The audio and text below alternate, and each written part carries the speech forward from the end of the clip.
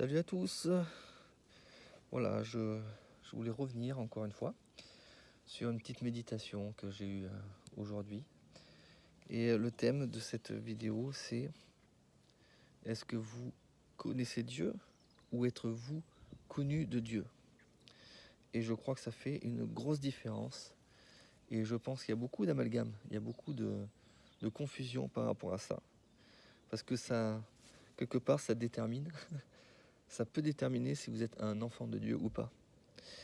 Et moi, ce que j'aime dans les Écritures, dans la Bible, c'est toutes ces petites phrases qui sont là, ici ou là, qui sont placées au milieu de nulle part. Et on les lit, parfois on ne fait pas attention. On lit, puis on passe à la pensée principale du texte. Mais je sais pas, moi souvent, ça me percute. Ces petites phrases, je me dis, qu'est-ce qu'elles font là alors? Et puis quand on commence à plonger nos yeux dedans, eh bien, il y a beaucoup de choses à dire. Et on va aller dans cette petite phrase que l'apôtre Paul a dit, c'est dans Galates. Galates 4, 4, 8, 9. 4 versets 8 à 9. Il dit: autrefois, ne connaissant pas Dieu, vous serviez des dieux qui ne le sont pas de leur nature. Mais à présent que vous avez connu Dieu, ou plutôt que vous avez été connus de Dieu. Et là, il étaye une pensée. Voyez-vous, même Paul, il se reprend dans sa tournure de phrase. Il se reprend dans ce qu'il dit. C'est comme s'il disait: mais à présent que vous avez connu Dieu, et là, c'est comme si, excusez-moi frère, non, ou plutôt que vous avez été connu de Dieu. Et là, Paul, il souligne une importance capitale. Il dit, c'est pas le fait de connaître Dieu qui est important. Ce qui est important, et je crois vital, c'est d'être connu de Dieu. Et ça fait une grosse différence. Voyez-vous, souvent, c'est ce qu'on peut s'apercevoir, c'est que souvent les hommes et les femmes, ils vont essayer d'avoir le maximum de connaissances. Et ils vont étudier la Bible en long, en large, ils vont retenir tous les versets. Vous connaissez forcément des gens qui sont des professionnels du verset. Et ils connaissent tout par cœur. Et vous, des fois, petit chrétien que vous essayez de rentrer dans une conversation, mais le gars, il vous terrasse avec des versets parce qu'il dit: je connais, j'ai la connaissance. Il y a même, l'étude sur la connaissance de Dieu qui existe. Ça s'appelle la théologie. Les gens, ils apprennent à connaître Dieu par la connaissance des Écritures, par l'intelligence, par le raisonnement, par le connaître par cœur, par rapport à toutes ces choses. Et ils acquièrent beaucoup de connaissances. Et on sait que la connaissance enfle l'orgueil. Et souvent, ceux qui ont la connaissance, eh bien, ils deviennent assez orgueilleux en fin de compte. Parce que eux, ils connaissent et toi, tu connais pas. T'es un petit gamin, tu vois. Il faut que tu poses des questions à ces gens-là. Tu peux pas leur parler. Mais il faut que tu te taises et que tu ne fasses que poser des questions en fin de compte. Parce que eux, ils connaissent et toi, tu connais pas. Donc, revenons à notre petite question. Donc, on voit par là que l'homme pense accéder à Dieu, pense avoir la faveur de Dieu avec la connaissance, dans le fait de dire: moi je connais Dieu.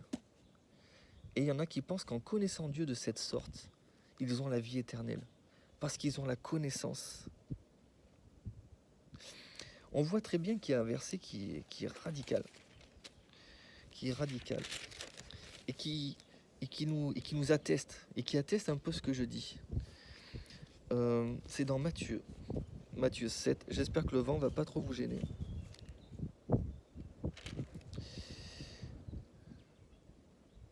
Ceux qui me disent: Seigneur, Seigneur, n'entreront pas tous dans le royaume des cieux, mais celui-là seul qui fait la volonté de mon Père qui est dans les cieux. Ah tiens, c'est pas tous ceux qui disent: Seigneur, Seigneur. Vous savez, les gens qui disent: Jésus. Parce qu'il y en a, ils pensent que parce qu'ils connaissent le nom de Jésus, ils connaissent Dieu. C'est comme si un gars il avait entendu parler de moi quelque part, il traverse la rue, il fait: Julien, ça va et tout, machin. Alors qu'il ne me connaît pas du tout. Mais il connaît mon nom, alors il dit: Julien, ça gaze. Plusieurs me diront en ce jour-là, et là on va rentrer dans le détail. Seigneur, Seigneur, n'avons-nous pas prophétisé en ton nom? C'est énorme ça. Mais Seigneur, je te connaissais tellement, j'ai parlé de toi, j'ai même prophétisé en ton nom. J'ai pris ton nom que je connais et je l'ai prophétisé. J'ai prophétisé en ton nom, j'ai dit à telle personne ceci, cela sur sa vie, j'ai prophétisé sur les temps à venir, j'ai prophétisé sur des âmes, j'ai dit à un tel, t'es voué en enfer, toi t'es condamné, toi t'as le droit au salut. Voyez-vous, les prophètes comme ça, là, ceux qui prennent la fonction de prophète et qui parlent au nom de Dieu. N'avons-nous pas chassé des démons par ton nom? Il y a même des personnes qui arrivent à chasser des démons. Donc ça veut dire que le fait de prophétiser, de chasser des démons, ne veut pas dire que vous êtes connu de Dieu. C'est terrible, hein? C'est terrible cette confusion qu'il y a. Donc il y en a qui sont prophètes, qui prophétisent. Il y en a d'autres, qui chassent des démons au nom de Jésus. Et il y en a d'autres qui font même beaucoup de miracles. Donc ça peut parler de guérison et choses comme ça. Ils sont là, ils disent, ouais, moi je connais Jésus, tu vas voir, je prophétise, je chasse les démons, etc., etc. Et souvent ces gens-là, ils attachent leur salut sur le fait de connaître Dieu et sur les œuvres qu'ils accomplissent ici-bas. Sur l'œuvre, c'est-à-dire que, en gros, l'œuvre de la croix, il la laisse un peu de côté en fin de compte. Et voilà ce que répond le Seigneur. Alors je leur dirai ouvertement, c'est-à-dire qu'il est là, il ne va pas prendre de détour. Je ne vous ai jamais connu.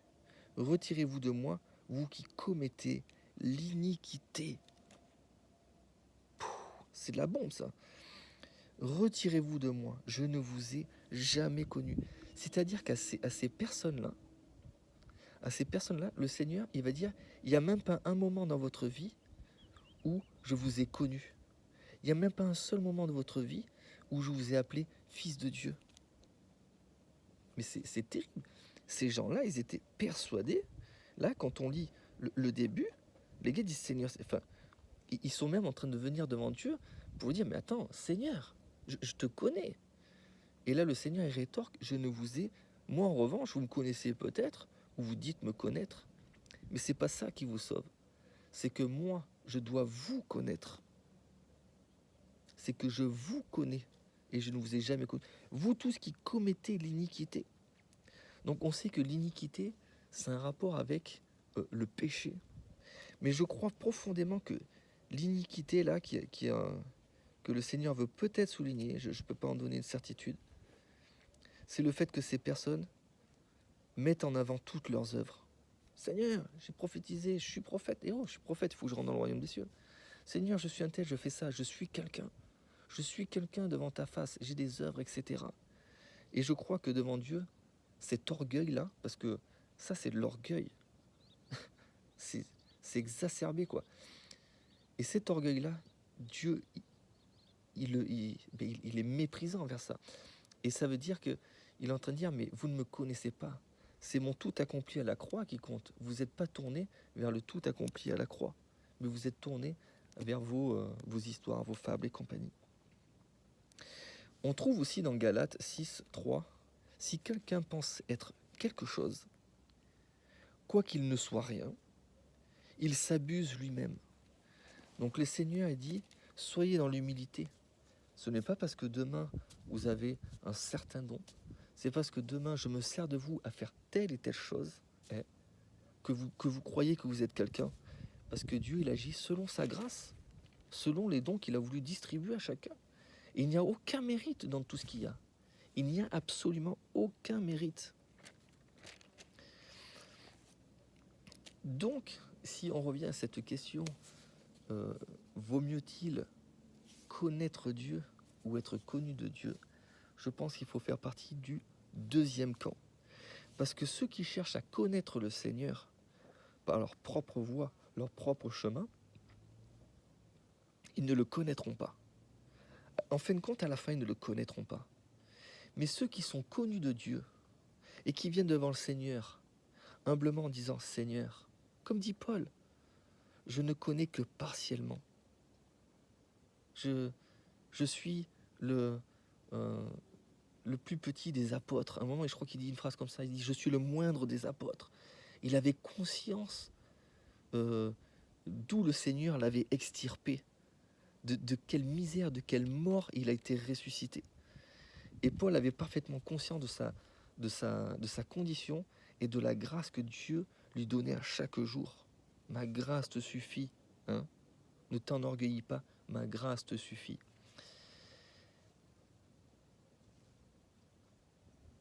Donc, il faut s'avancer humblement devant le Seigneur et lui dire « Seigneur, tu me connais par cœur. Toi, tu me connais. Je sais que je suis fils de Dieu. Je sais que je suis sauvé. Je sais que l'œuvre de la croix m'a sauvé. Tu m'as pardonné de tous mes péchés. Et toi, tu me connais par cœur. Je viens devant toi et tu sais déjà tous les mots que je vais prononcer. Tu sais déjà dans 10 jours ce que je vais faire. Tu sais déjà dans 3 ans là où tu vas me mener pour pouvoir accomplir tes œuvres. Tu connais déjà toutes choses. Tu connais le nombre de cheveux qu'il y a sur ma tête. Tu connais le jour de ma mort aussi. Tu connais toutes choses sur moi. Mais Seigneur, moi ce que je veux, c'est apprendre à te connaître. Parce que Seigneur, je reconnais que je ne te connais que partiellement. Seigneur, je reconnais que je n'arrive pas à sonder cet amour si profond que tu es. Seigneur, je n'arrive pas à jauger ta justice. Je n'arrive pas à jauger la profondeur de ta grâce. Vous savez, si Dieu se révélait pleinement tel qu'il est vraiment là à ce jour devant moi, je serais consumé. Je crois vraiment que je serais consumé, ne serait-ce que déjà par sa sainteté. Je serais consumé. Il ne serait impossible pour moi de me tenir vraiment devant le Dieu, devant le je suis. Ça ne serait pas possible. Ça ne serait impossible. Donc je crois que le Seigneur ici-bas, nous sommes des enfants de Dieu. Et nous tendons à la perfection, nous tendons à progresser dans le salut, c'est-à-dire dans le tout accompli, dans la connaissance de Dieu, etc. Mais le Seigneur, il nous en trouve qu'une petite fenêtre de qui il est. Et quand on parcourt notre vie, eh bien, des fois, il ouvre une autre fenêtre et on peut observer voilà, et le connaître davantage, le connaître dans sa grâce, on le connaît dans sa justice, etc. etc. Et bien, selon les épreuves que l'on parcourt. En fait, on est tout le temps en train d'apprendre du Seigneur. Parce que sa science n'a pas de limite. Il n'a aucune limite, il est illimité. Donc, nous, on le connaît que partiellement. On avance toujours dans sa connaissance, mais de qui il est vraiment. Pas dans le scripturaire et dans le littéraire, mais on apprend à le connaître en esprit et en vérité. C'est ça la vérité. Et quand on commence à l'apprendre, quand on commence à le connaître comme cela, alors les paroles qui sont écrites, les paroles qui nous ont été données, et Dieu merci, qui ont été écrites par nos pères, etc., et bien d'un seul coup, on arrive à voir la profondeur de ces choses. Et l'Esprit atteste toutes ces choses. Et je crois que c'est comme ça qu'on apprend à vraiment connaître le Seigneur, à vraiment à le connaître. Et garder l'humilité de te dire, Seigneur, c'est pas parce que je lis entièrement la Bible 5 fois par an, parce que je connais les versets par cœur que je te connais. Non, c'est par ta grâce. C'est ta grâce qui me fait connaître à toi. C'est ta grâce qui fait que tu t'abaisses jusqu'à moi pour me dire, Julien, tiens, voilà, je te donne cette nourriture. Maintenant, mange-la et apprends-moi à me connaître. Voyez-vous? Donc, voilà, c'était une petite exhortation pour vous dire que le tout, c'est pas de se fixer un objectif, de connaître Dieu à fond, d'être vraiment dans les théologies, etc. Même si, pour ma part, je ne pense pas que ce soit mauvais. Ce n'est pas mauvais. Ne me faites pas dire ce que je n'ai pas dit. Je crois que lire les Écritures inspirées, c'est quelque chose de fondateur. Mais je crois qu'il faut apprendre à connaître Dieu dans l'intimité, dans le secret de sa chambre, de fléchir les genoux et dire « Oh Seigneur, révèle-toi à moi, parle-moi de toi, que je puisse plonger dans ton esprit, que je puisse plonger dans les profondeurs de ton cœur, et donne-moi voir ton regard, donne-moi ta bouche afin que ce qui sort de ma bouche, ce soit toi qui parles au travers de moi. Fais-moi connaître au travers de mes frères et sœurs aussi, Parce que les frères et sœurs, s'ils ont reçu l'Esprit et le Saint-Esprit, Dieu se fait connaître au travers d'eux, au travers de leur attitude, etc. Au travers de l'Église. Donc voilà, petite exhortation. Et j'espère de tout mon cœur que vous faites partie de ceux qui êtes connus de Dieu et qui êtes appelés dans les lieux célestes les fils de Dieu. Les fils de Dieu. Les frères de Jésus. Voilà. Et bien je vous souhaite une bonne journée et à bientôt.